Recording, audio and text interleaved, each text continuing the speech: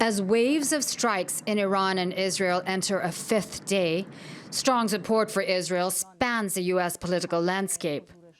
But President Donald Trump faces a divide within his own Republican Party about Israel's approach. On the one side, Iran hawks who believe military action is the only option.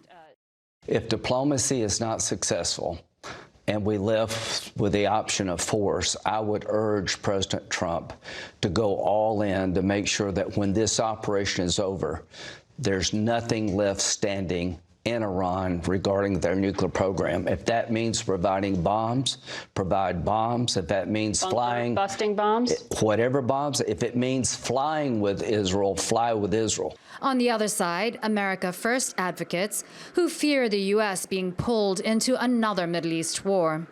The bottom line is we cannot be inexorably dragged into a war on the Eurasian landmass in the Middle East or in Eastern Europe.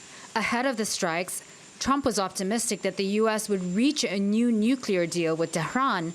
Now he's hoping the strikes will push Iran across the finish line. Tehran says all talks are cancelled while it's under attack.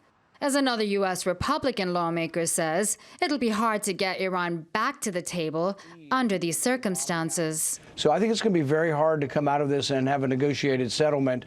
I see more war and more carnage, and it's not the U.S.'s job to be involved in this war. Since the strikes began on Friday, the Trump administration has been clear that it's not directly involved, concerned that it would make U.S. assets in the region targets for Iran. But analysts question whether Israel can achieve its goals without direct support from Washington.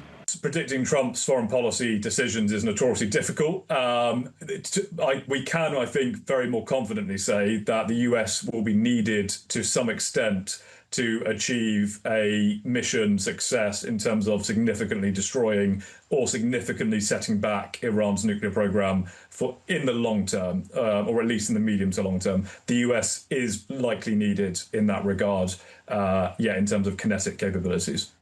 Trump came into office vowing to be a peacemaker who would end the wars in Gaza and Ukraine. But 5 months into his term, the challenges of foreign wars are proving more complex than he'd pledged.